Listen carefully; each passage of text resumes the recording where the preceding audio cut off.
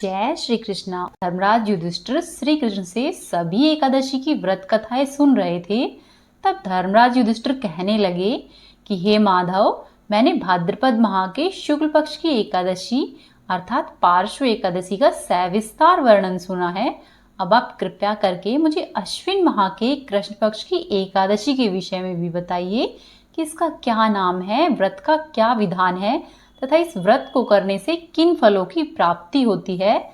तब भगवान श्री कृष्ण कहने लगे कि हे धर्मराज, अश्विन माह के कृष्ण पक्ष की एकादशी का नाम इंदिरा एकादशी है। यह पापों को नष्ट करने वाली और पितरों को मुक्ति देने वाली है। इस एकादशी से संबंधित एक कथा प्रचलित है, मैं तुम्हें वह सुनाता हूँ। तुम श्रद्धा पूर्वक उसका श्रवण करो। प्राचीन काल में सतयुग में एक महिष्मती नामक नगरी थी। उस नगरी पर इंद्रसेन नाम का राजा राज्य करता था। वह राजा बड़ा ही दयालु व प्रतापी था। उस राजा के राज्य में किसी भी वस्तु की कोई कमी नहीं थी। उसकी प्रजा भी बहुत ही सुखपूर्वक जीवन व्यतीत कर रही थी। एक दिन राजा अपने दरबार में बैठा हुआ था तो उसी समय देवर्षि नारद वहां पर आ पहुंचे। नारद जी को देखकर राजा अपने आसन से उठे और उनको भव्य स्वागत करके प्रणाम किया और उन्हें आसन ग्रहण करने के लिए कहा। इसके बाद देवर्षि नारद जी ने राजा इंद्रसेन से कहा कि हे राजन, आपके राज्य में सभी लोग सुख भोग रहे हैं। आपकी प्रजा को किसी भी प्रकार का कोई कष्ट या दुख नहीं है। मैं आपकी इस प्रकार की उदारता से अत्यधिक प्रसन्न हूँ। तब नारद जी की ऐसी बातें सुनकर राजा ने कहा कि हे भगवान, ये तो आपकी कृपा है जो कि मेरे राज्य में हर प्राणी सुख भोग रहा है। इसके बाद राजा इंद्रसेन ने महर्षि नारद जी से आने का कारण पूछा और कहा कि हे भगवान, मैं आपकी क्या सेवा करूं जिससे कि आप प्रसन्न हो जाए। राजा की बात सुनकर नारद जी बोले कि हे राजन, मैं एक बार यमलोक गया था तो वहां पर मैंने देखा कि तुम्हारे पिता भी वहीं बैठे हुए हैं। हे राजन, तुम्हारे पिता भी तुम्हारी ही तरह बड़े ज्ञानी और धर्माता थे, किंतु एकादशी का व्रत नहीं करने के कारण वे मरने के बाद यमलोक में गए और इस कारण से वे अत्यधिक दुखी है। उन्होंने तुम्हारे लिए एक संदेश भेजा है। तब राजा ने पूछा कि हे देवर्षि, कृपया करके मेरे पिताजी का संदेश मुझे शीघ्र बताइए।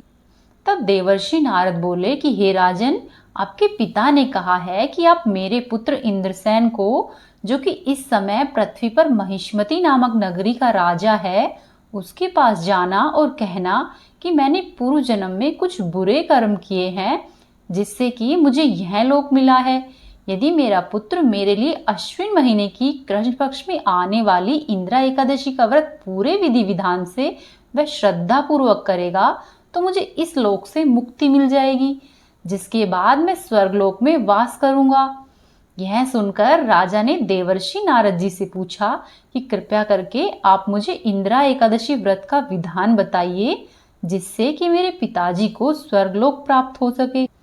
तब नारद जी ने कहा कि हे राजन, इंदिरा एकादशी व्रत को धारण करने के लिए तुम दशमी तिथि के दिन प्रातः जल्दी उठकर स्नान आदि से मुक्त होकर किसी नदी पर अपने पितरों के नाम का श्राद्ध करना और रात्रि को पृथ्वी पर शयन करना।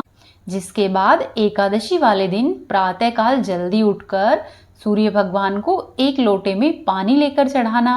उसके बाद धूप, दीप, पुष्प, जल इत्यादि से भगवान विष्णु की पूजा करना और इस व्रत का संकल्प लेना कि मैं आज पूरे दिन निराहार रहकर इस व्रत को धारण करूंगा और सभी प्रकार के भोगों को त्याग दूंगा और फिर दिन भर व्रत रखना।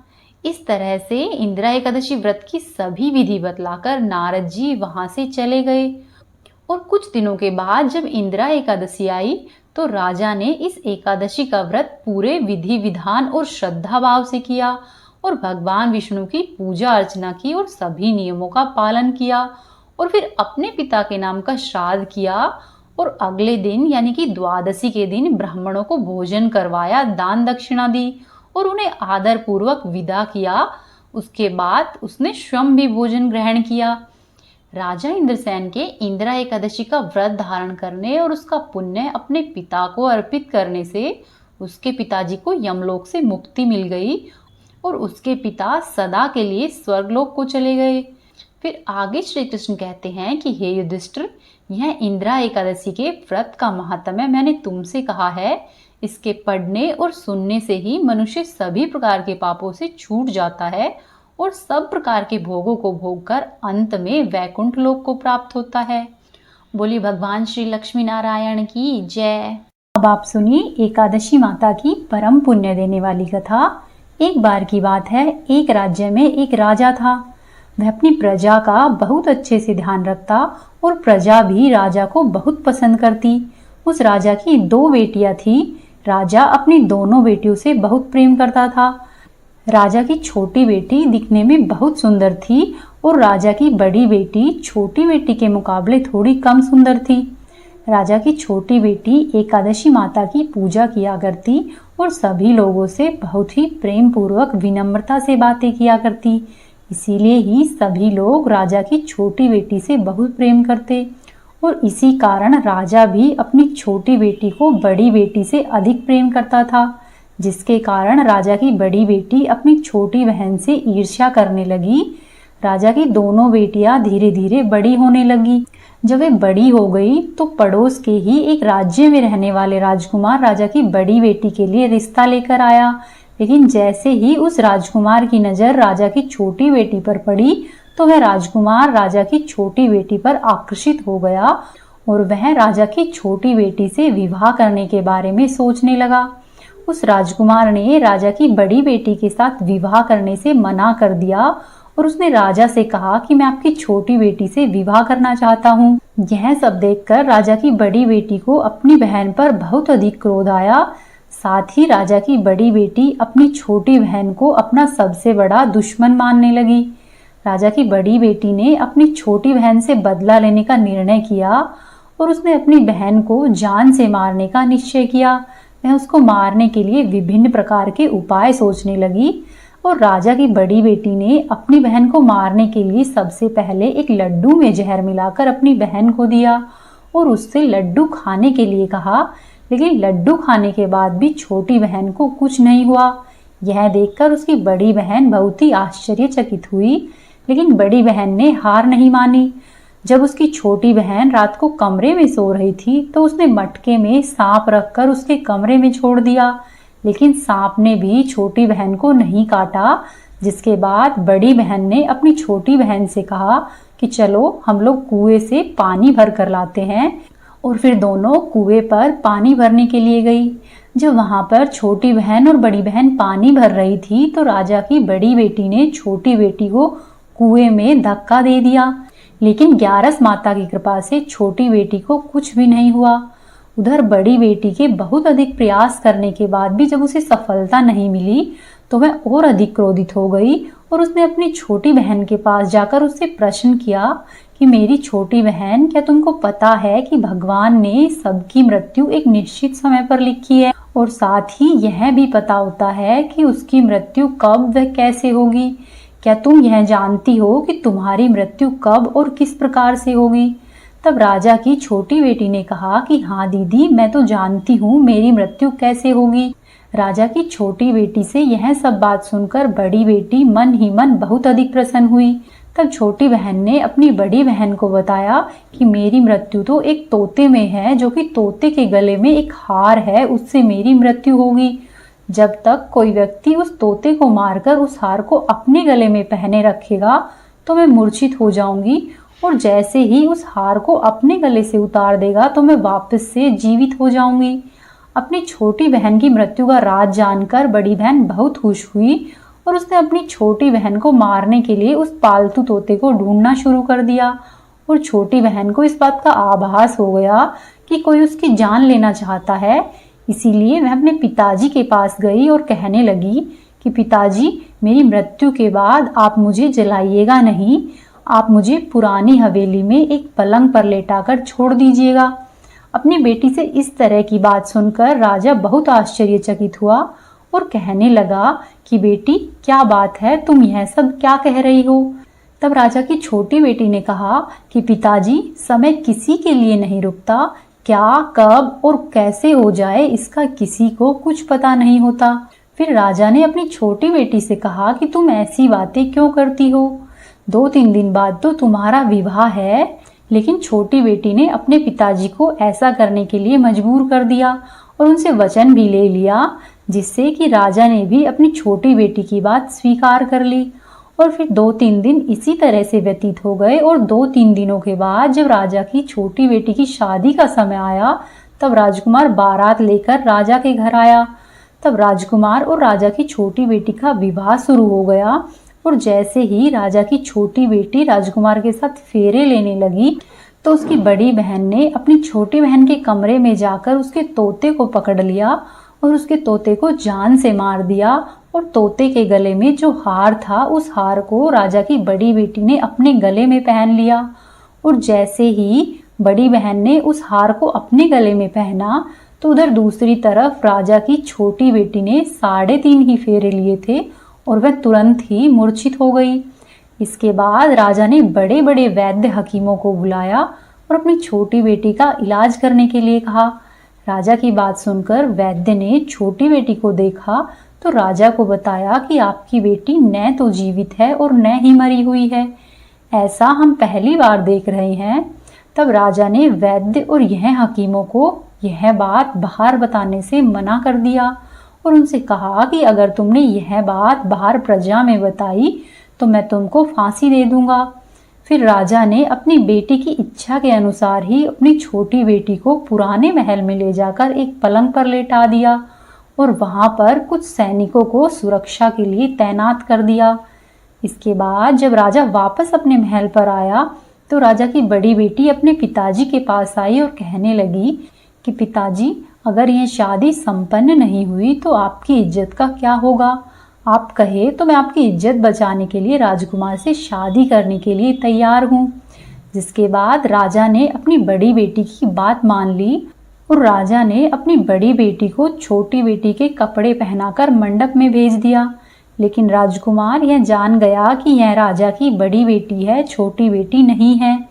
लेकिन जब राजकुमार ने शादी करने से मना कर दिया तो सभी लोगों ने राजकुमार को उससे शादी करने के लिए विवश कर दिया। इस तरह से बचे हुए फेरे राजा की बड़ी बेटी ने लिए और विवाह संपन्न हुआ। जिसके बाद राजकुमार राजा की बड़ी बेटी को लेकर अपने महल में गया और विवाह होने के बाद राजकुमार ने उससे ना तो बात की और ना ही उसे पसंद करता था और ना ही उसके आसपास भटकता था। और राजकुमार ने यह फैसला किया कि वह अपनी प्रेमिका को ढूंढ कर रहेगा और यह जानकर रहेगा कि आखिर उसके साथ क्या हुआ है। इसी तरह से धीरे धीरे दिन व्यतीत होने लगे। एक दिन राजकुमार अपने घोड़े पर सवार होकर राजा के महल के पास पहुंचा। वहां पर उसने कुछ सैनिकों को देखा और महल के पास जब राजकुमार गया और महल को ध्यान से देखा तो वह समझ गया कि यह तो हमारे ससुर का महल है। तब राजकुमार ने सैनिकों से पूछा कि तुम लोग यहाँ पर क्या कर रहे हो और उस महल के अंदर उस पलंग पर कौन लेटा है? जिसके बाद सैनिकों ने बताया कि यहाँ पर राजा की छोटी बेटी है। यह सुनकर राजकुमार को बहुत अधिक आश्चर्य हुआ, साथ ही वह प्रसन्न हो गया और वह तुरंत ही अपनी प्रेमिका के पास पहुंचा और उसकी सेवा करने लगा। जैसे ही रात हुई तो राजा की छोटी बेटी उठकर खड़ी हो गई। राजकुमार यह देखकर बहुत ही आश्चर्यचकित हुआ और उसने प्रसन्न होकर पूछा कि यहाँ पर तुम क्या कर रही हो? तुम मेरे साथ मेरे घर पर चलो। तब राजा की छोटी बेटी ने राजकुमार को सारी बातें कह सुनाई और बताया कि मेरी जान एक तोते में बसती थी। यह बात मैंने सिर्फ अपनी बहन को बताई थी और मुझे पता है कि उसने ही मुझे मारने का प्रयास किया है। उसके पास एक हार है जिसको वह सुबह पहन लेती है और रात्रि में उतार देती है। जब तक वह हार को पहनकर रखती है तब तक मैं मूर्छित रहती हूँ और जैसे ही वह हार को उतार देती है मैं फिर से जीवित हो जाती हूँ और जब तक मेरी बहन के पास वह हार रहेगा तब तक मैं जीवित और मूर्छित होती रहूँगी। अगर मेरी बड़ी बहन के पास जो हार है वो मेरे हाथ लग जाए तो मैं हमेशा के लिए जीवित हो जाऊंगी। राजकुमार यह सब बातें सुनकर राजा की छोटी बेटी के पास रहने का निर्णय लेता है और उसने अपने बचे हुए सारे फेरे उस बेटी के साथ ही संपन्न किए और इस तरह से अपना विवाह पूर्ण कर लिया और वहीं पर ही वह रहने लग गया। देखते ही देखते कुछ समय में राजा की छोटी बेटी यानी कि राजकुमार की पत्नी गर्भवती हो गई। एक दिन राजकुमार को किसी काम से बाहर जाना पड़ा।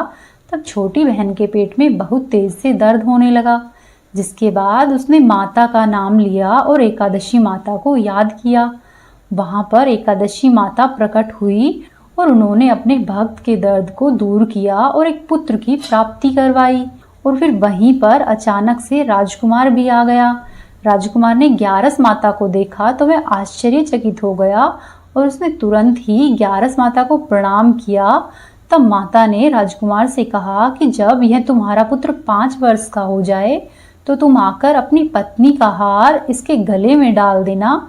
देखते ही देखते समय व्यतीत हुआ और राजकुमार व राजा की छोटी बेटी का पुत्र 5 वर्ष का हो जाता है। तो राजकुमार अपने बेटे से कहता है कि बेटा, मैं कुछ काम से बाहर जा रहा हूँ, तुम अपनी माता का ध्यान रखना। और ऐसा कहकर वह वहां से चला जाता है। राजकुमार को वहां से बाहर निकलता हुआ बड़ी बहन के सैनिक देख लेते हैं और जाकर सारी बात बड़ी बहन को बता देते हैं, जिसके बाद बड़ी बहन अपनी छोटी बहन के पुत्र को वहां से उठवा लेती है और उसे मरवा देती है। छोटी बेटी के पुत्र के 2 टुकड़े करवा देती है। पहला टुकड़ा चक्की के पास छुपा देती है और दूसरा टुकड़ा अपने पलंग के नीचे रख लेती है। उसके बाद ग्यारस माता उनके घर पर भिखारी का रूप लेकर आती है और भिखारिन के रूप में बड़ी बहन के पास जाती है और भिक्षा मांगती है। तब बड़ी बहन अपने नौकरों से कहती है कि जाकर दरवाजे पर जो भी है उसे भिक्षा दे दो। नौकर जैसे ही ग्यारस माता को भिक्षा देने आते हैं तो माता उनसे भिक्षा लेने से मना कर देती है और कहती है कि मैं तो तुम्हारी महारानी से ही भिक्षा लूंगी। नौकर ऐसी बात जाकर अंदर बड़ी बहन को बताते हैं। फिर बड़ी बहन स्वयं ही माता के लिए भिक्षा लेकर आती है।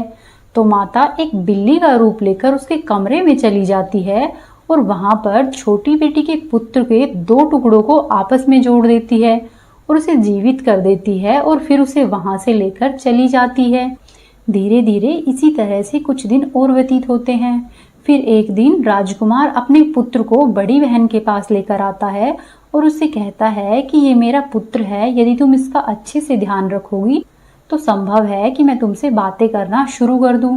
और फिर राजकुमार अपने बच्चे से कहता है कि तुम्हारी मम्मी से उसके गले का हार मांग लो। तो वह अपने पिता की बात मानकर राजकुमार का लड़का अपनी मम्मी के पास जाता है और कहता है कि मुझे आपका हार चाहिए। यह सुनकर पहले तो बड़ी रानी बहुत अधिक क्रोधित होती है, पर फिर उसको याद आता है कि राजकुमार ने कहा था कि अगर मैं इस बच्चे का ध्यान रखूंगी तो वह मुझसे बात करेंगे, जिसके कारण वह राजकुमार के बच्चे को वह हार दे देती है और वह तुरंत ही उस हार को ले जाकर अपने पिता को देता है।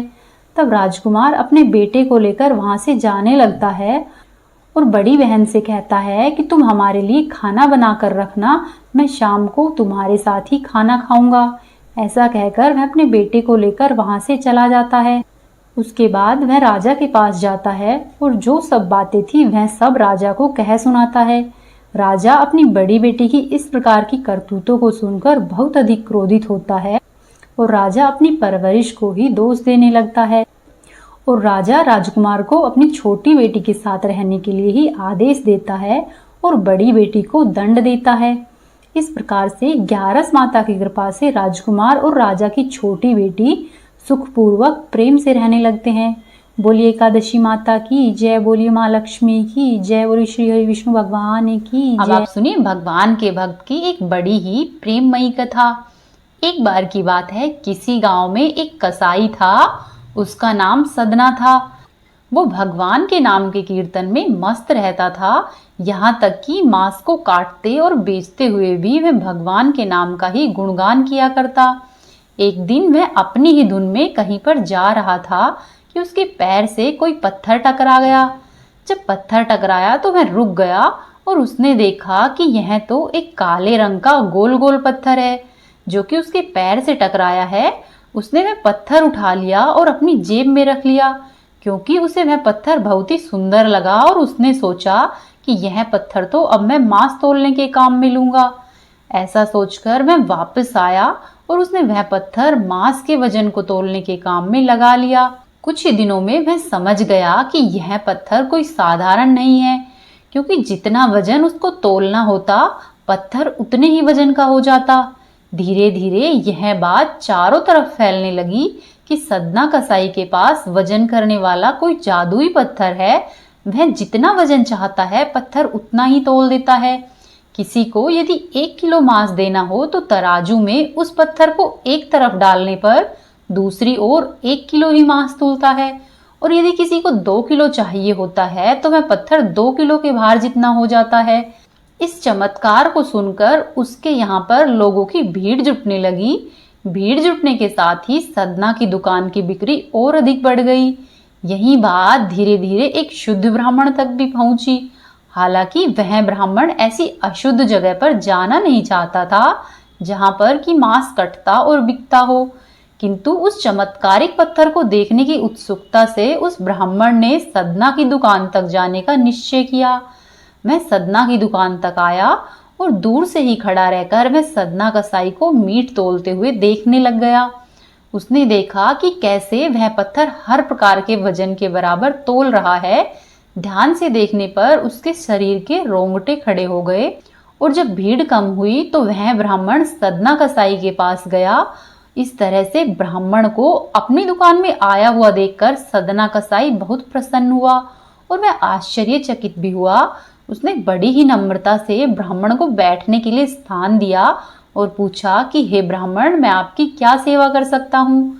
तब ब्राह्मण बोला कि तुम्हारे इस चमत्कारिक पत्थर को देखने के लिए ही मैं तुम्हारी दुकान पर आया हूँ, या यूं कहे कि ये चमत्कारिक पत्थर ही मुझे खींचकर तुम्हारी दुकान पर लेकर आया है।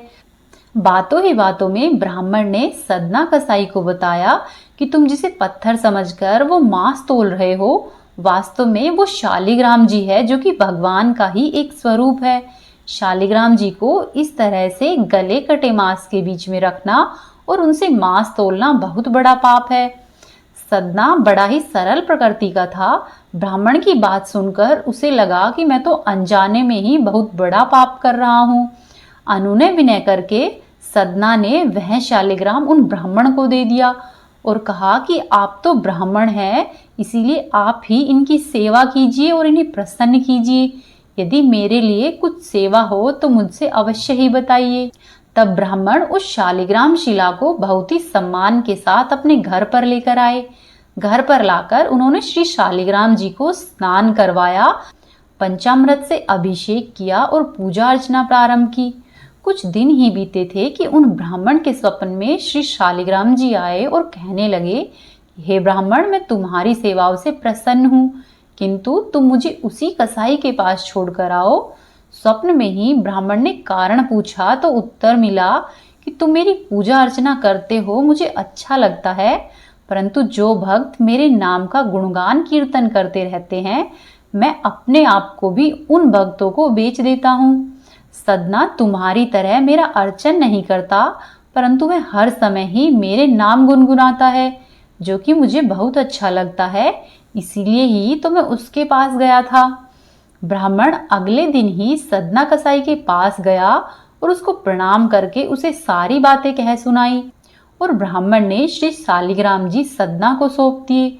ब्राह्मण की बात सुनकर सदना कसाई की आंखों में आंसू आ गए और मन ही मन उसने मांस बेचने और खरीदने के कार्य को तिलांजलि देने की सोची और निश्चय किया कि यदि मेरे ठाकुर जी को कीर्तन पसंद है तो मैं अधिक से अधिक समय तक कीर्तन करूंगा।